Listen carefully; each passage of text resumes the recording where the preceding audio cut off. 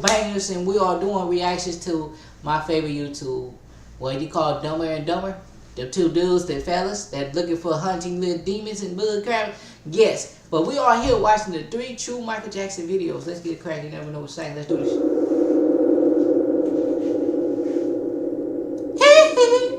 Ow!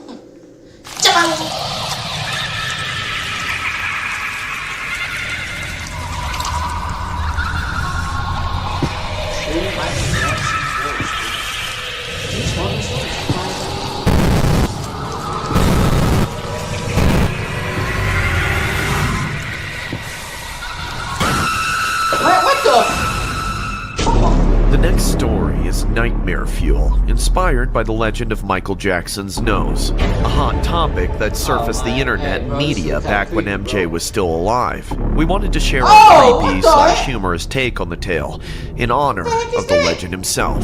Here's what it looked like. This is a story that happened years and years ago. I don't tell many people about it as I come from a wealthy family and I've always been worried about tarnishing my family's reputation with dramatic scandals, but now, with the anonymity of the internet, I feel comfortable sharing my experience. Thus, I won't be using my real name for this account. As a younger child, I went to an elite private school into which only the rich and powerful could hope to enroll their kids.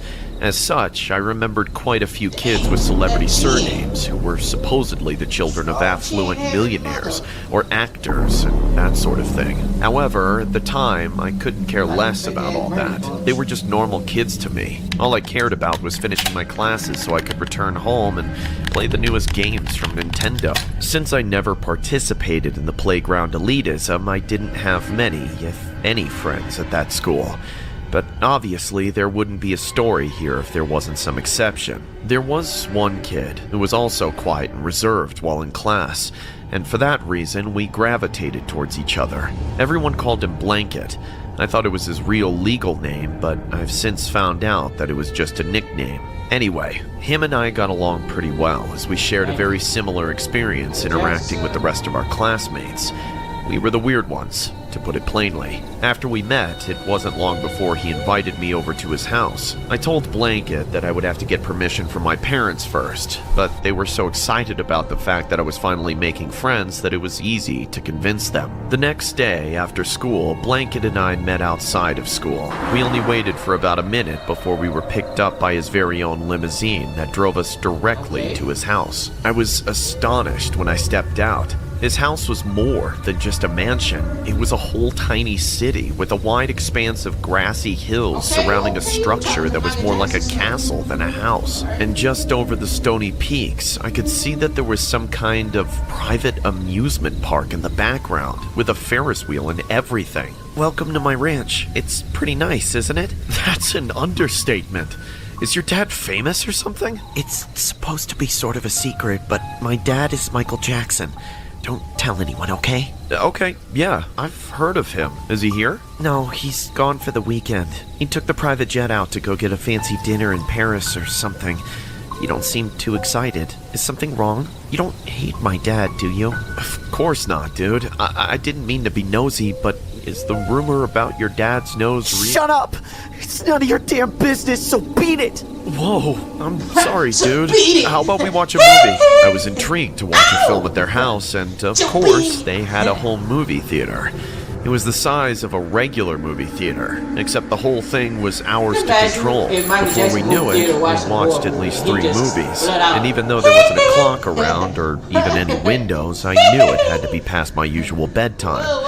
But, of course, we were unchaperoned, so it didn't matter. That's when Blanket turned to me and said, "Hey, Billy, do you want to play hide and seek in the house?" Hell yeah. Alright, let's play rock, paper, scissors to find out who's it. Blanket won best 2 out of 3, which meant I had to be the one who looked for him. Admittedly, I was a little worried as I felt I was at a disadvantage.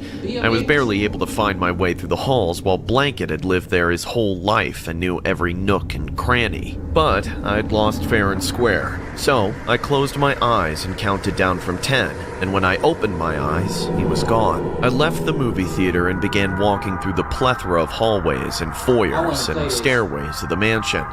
I was immediately lost, and I knew I was never going to find Blanket. It was literally like searching for a needle in a haystack. Still, I hoped that Blanket would take it easy on me.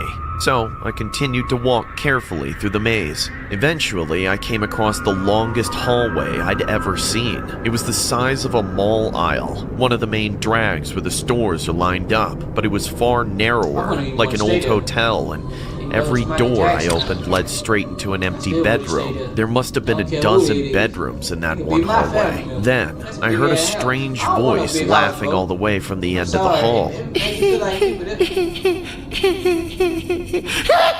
Hello? Blanket, are you down here? No.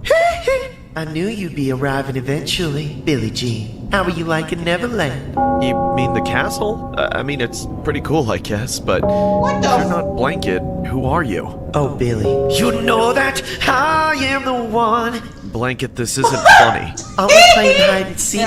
Come and find me, Billy.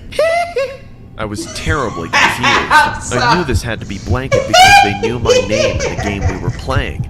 And Blanket said we were alone, but the voice sounded nothing like him. By then, I knew I had to find out, and I had already discerned where the voice was coming from. At the very end of the hallway was a slender door that faced straight at me. It either had to be a closet or some kind of penthouse room. I quietly approached the door and opened it slowly. Inside, it was pure darkness, but I could feel the cramped stuffiness of the air and knew it had to be some kind of linen closet. I guess you found me. Now, I'll tell you my secret. I'm Michael Jackson. Wanna shake my hand? Michael Jackson? Hey, But Michael you're Jackson, not who the heck supposed is to be that? here. I came back from Paris just to meet you, Billie Jean. Now, come on now. Woo! Shake my hand and prove that you're my lover. I couldn't What? even see him. All the lights were off, and that closet absorbed Run! light like a black Man, hole. that- And I hey, could bro, feel that- the presence hey, of a person bro. in there. Reluctantly, I reached out my hand Oh, this and man's eased it into stupid. the darkness. This I grabbed man, onto dude. what I thought was a hand, but as I began to shake it, something went wrong. Whatever I was holding on to suddenly fell off. I clenched my fist and jerked back my hand just to look down and see a bloody nose. All of a sudden, he jumped out of the shadows, and there he was, Michael Jackson in the flesh. But with no That nose, don't look like blood Mike. was gushing from his face as he screamed. Well, I guess I'm it. So it's time for me to get you. Then, he lunged at me, but I jumped back and began to run back down the hallway at top Run! speed. Every time I looked over my shoulder, I saw him chasing Oh, hell. after me like a You're running maniac. like a I was so gorilla. lost in the house that I ran down so Run, many man. corners. But he kept Run. following me and wouldn't let me get any Lord, this space. escape man walking. I'm gonna make you my son and call you Pillow. Finally, Hello. I found the door to the backyard of the amusement park. sorry. This Panicking, the I jumped funniest- into the cart of the Ferris wheel, which was somehow operating on its own, and rode it to the top while crouched down That's why I inside. would When I never got go to there. the top, I peeked over the edge and saw Michael Jackson down in the yard, looking everywhere. Oh, where the hell is my nose? I'll get you eventually, you little smooth criminal.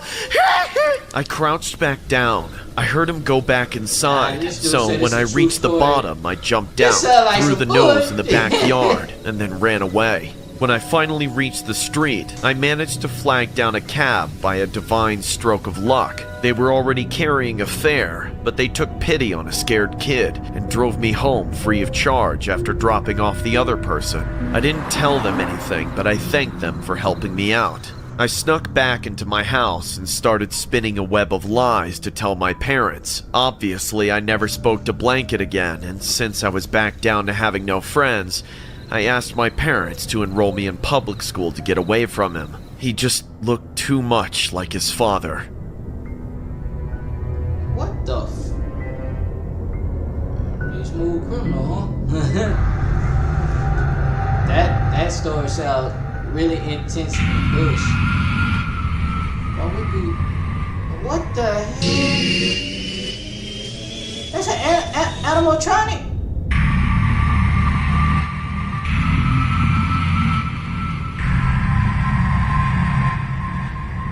Bro.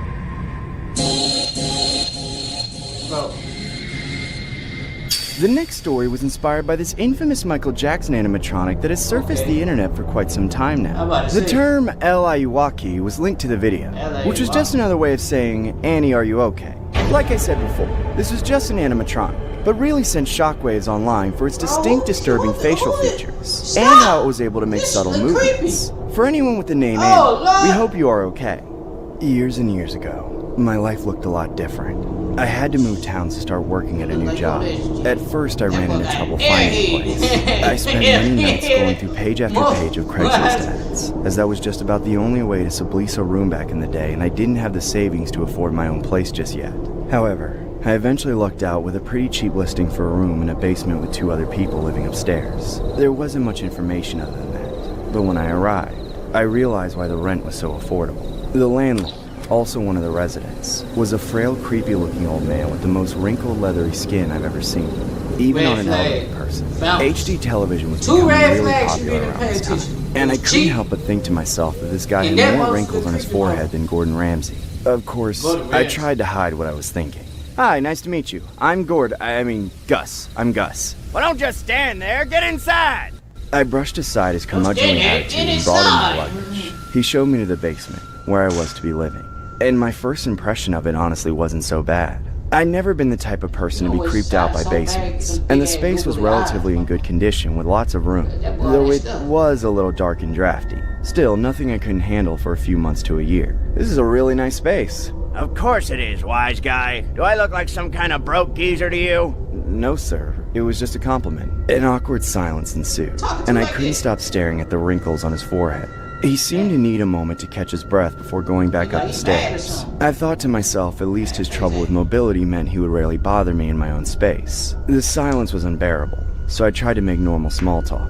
Do you, live with your wife upstairs? That old hag died years ago. Oh, I'm sorry for Don't sweat it, kid. That wench was for the streets. Or better yet, the nursing home. Her wrinkly, saggy melons were expired goods anyway. Thanks for the info, I guess. Did you two have any kids? I hate kids. Having kids is like having a dog, except you can't put them in a cage. Thank God for playing bees. Well, I hate to keep prying, but, who's the other tenant living upstairs? The ad said there were 2, so I just want to get to know so I can know my roommates. I'll tell you a secret. Hey! Keep it. Okay. I live with El Ayuwaki. L-I-U what? It's short for Annie, are you okay? Wait a minute. Are you saying you live with Michael Jackson? Shh, quiet down. I don't want the neighbors finding out, idiot. Okay, but if I'm living with Michael Jackson, I have to meet him. Can you show me to his room? Sure, if you insist. He led back up the stairs and down the hallway to his bedroom. I didn't believe him for a second. Michael Jackson's death wasn't even that long ago at this point, but I had to see what he was talking about. Half of me was amused, and the other half was concerned with how deep the senile old man's delusions went. When he opened the door to his bedroom and introduced me to this El Ayuwaki, as he put it, I understood that they went down quite a bit farther than what I had expected. This is Michael. Michael, I'd like you to meet our new housemate, Gus. I was petrified. This El Ayuwaki was not even a real person. It was a ghoulish animatronic thing that looked vaguely like the person it was supposed to be. It moved around in the most unnatural way, even being able to make expressions with its face, which was just a disintegrating piece of silicone that was barely attached. It turned to look right at me, then robotically moved its arm to wave. Well, wave back. Reluctantly, I obliged the old man's peculiar demand. What made the presence of this mechanical monstrosity even more unsettling was how it changed that hostile man's demeanor to someone somehow more pleasant, almost like he was in love with the thing. I excused myself so I could be alone in my new room. Just picturing that distorted face sent chills down my spine, and it never got easier. Throughout my time living there, I would frequently see that thing when I went up to the hallway to use the bathroom or leave the house. It would just stand in front of its bedroom door and follow me with its eyes, and sometimes it would walk around the kitchen aimlessly. Yet somehow, the landlord never seemed concerned with this strange behavior, as if he really believed it was alive. One night, things started to cross a line. I woke up around 3 a.m. to the creeping sound of an inhuman voice. Until that point, I had no idea that awful machine could speak. But now this demonic mock-up of Michael Jackson was talking to itself as it stalked the hallway right upstairs. I watched my door from my bed and refused to admit that I was actually terrified. The doorknob rattled, then the door flew open, slamming against the wall. There he was, just standing in the doorway, staring at me in the darkness. He started laughing again while he tilted his head to the side farther than any human could. I threw my covers over my face and turned over. I figured if I ignored it would go away. Thankfully, I eventually heard it walk away and was able to sleep. The next morning, my door was still open. As I left for work, it was in its usual place at the end of the hall, watching me with its empty eyes. After not sleeping very well the previous night, I was running late for work, so I didn't have time to talk to the old man about what had happened. And of course, when I got home, he was already asleep. I hoped it was just a fluke. All this crazy El Ayuwoki stuff was driving me insane. The whole situation was a nightmare, and I had to find a way out. Unfortunately, I didn't find it in time. The next night started off the same way. At 3 in the morning, my door slammed open. Standing there in the darkness at the end of the hallway, I could hear that disturbing noise. He bolted towards my room and rushed to the foot of my bed. "Leave me alone, I'm calling the cops!" He climbed over and pinned me, screaming in my face. "You think I don't see you mean-mugging me all the time? This is my house!" That's when the animatronic began to repeatedly slam his head against my face. I couldn't break free from the weight of all the metal, so I saw my only option as the lamp next to me on my nightstand. I reached over and took hold of it, and smashed it across his face.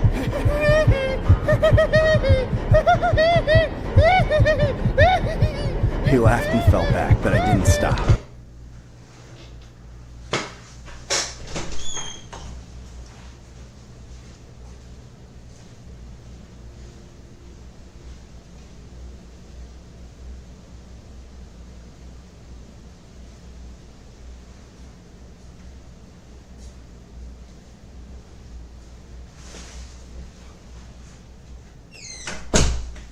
I've been tormented by this insane thing for far too long. I wanted to make sure that thing never moved again. I pushed him off the bed and shoved my knee into his neck, pummeling him with the lamp until his stupid laugh finally stopped. I could feel the hot blood streaming down my face, coating my hands and soaking into my clothes. I was exhausted, but my heart was beating so quick I had no hope of sleeping. I curled up against my bed and tried to calm myself down, but no matter how much I tried to rock myself to sleep, I couldn't even understand why I was so disturbed. Hours later, the morning sun finally shined through the window and illuminated everything. I had wondered how the old man upstairs had managed not to wake up to all the noise, but then it made sense. He was right there on the floor, in a pool of his own blood. I looked up the stairs and saw the animatronic monster smiling down on me.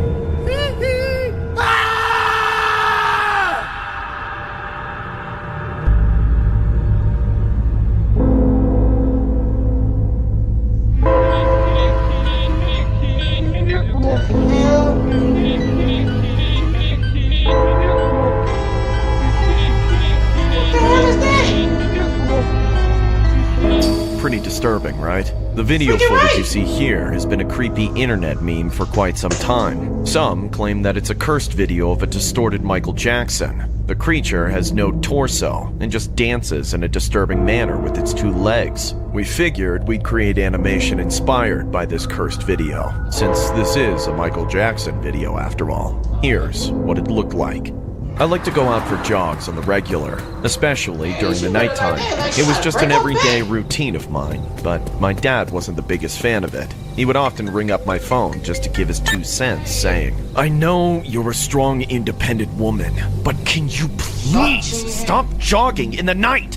I can't save you if you're always out and about." Dad, we've been through this 1,000 times. I have so much work during the day. This is the only time I can exercise. Quit being so paranoid. "Annie, you know I'm just worried about you, right?" he said, probably hoping I would empathize. I'm not the only one who goes jogging at night, Dad. "Yeah, I know, but..." Before he had the chance to say anything else, I hung up on him and turned off my cell phone as I resumed my daily routine.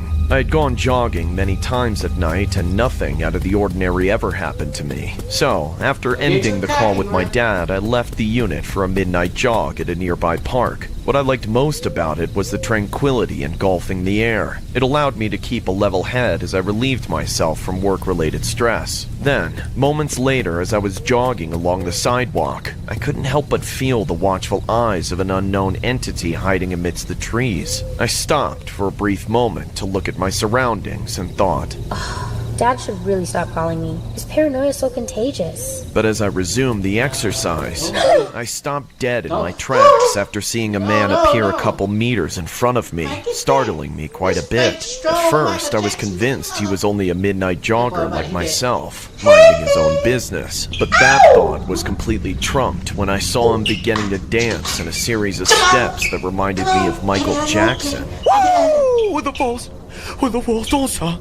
Don't say it till you get enough. Keep on. As I began to cautiously jog around the dancing man while keeping my distance, I noticed his skin was pale white, and his outfit was precisely like MJ's in his concerts. He seemed incredibly jovial, as he performed like a pro, even without an audience. But what gave me the creeps was his smile, coupled with dead eyes glancing into my soul. I quickened the pace, thinking I'd eventually lose him, but moments later I heard the sounds of footsteps grazing the floor. I turned my head to take a glance and remember seeing the same man, except he was moonwalking towards me at a rapid pace.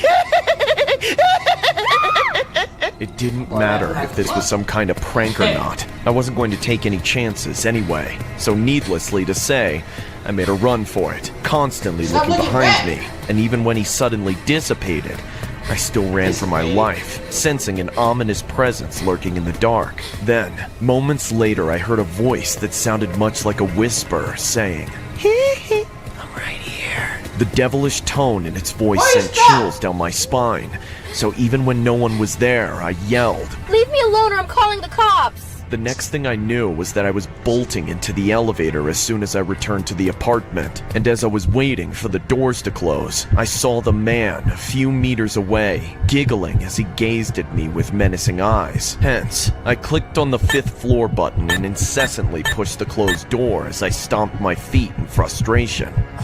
Come on. Every second felt like an hour, and my heart throbbed beyond anything I'd ever experienced before. However, for unknown reasons, it took such a long time for the doors to close. And just before they did, the man stuck his right foot in between, prompting them to open again. I quivered in the corner, averting my gaze as the man entered the elevator and clicked on the floor above mine. As the elevator doors shut, it literally felt like the oxygen had cut out from that small, confined elevator space. That's how petrified I was. When we finally reached my floor, the lights in the elevator suddenly went out, causing me to panic. Minutes later, the man snickered and said in a low, sinister tone, "Annie, are you okay?"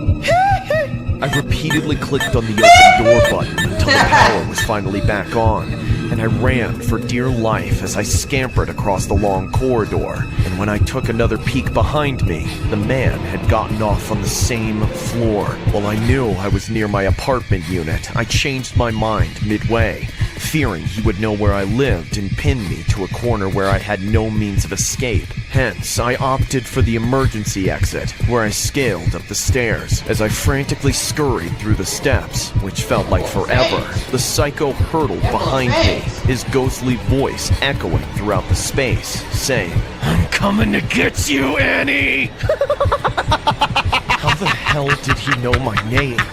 I felt he wasn't just a random person, but a stalker who had been observing me for a long time. As I glanced at the steps below me, I could see the man running up the stairs with 2 exaggerated long legs, making wide, crawly steps that made him more frightening than he already was. All I did is squeeze. Annie!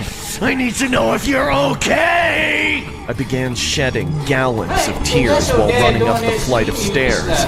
But before I lost all hope, an idea came to mind. and I instantly slammed the exit door leading to the 20th floor of the building and ran as fast as I could until I reached the elevator again. Then, as soon as I entered the elevator, I did the same thing as before, pushing the number to my floor in hopes that I wouldn't encounter that psycho again. From a distance, I could see the deranged man sauntering towards me with over-elaborate steps, suddenly quickening the pace as he noticed the elevator doors closing.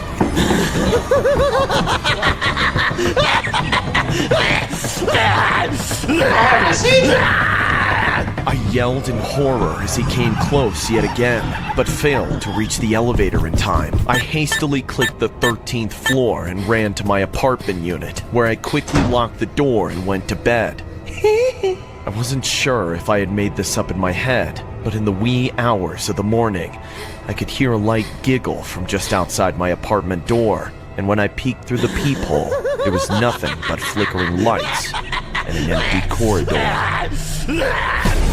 What the hell? Oh, where the hell is my nose? What the hell is my nose? Oh Lord, 3 damn hard short party. Y'all did it again. Y'all videos is the top 1 animation videos ever, bro. Like, they be too much concept in this one. That boy was talking like, and are you okay?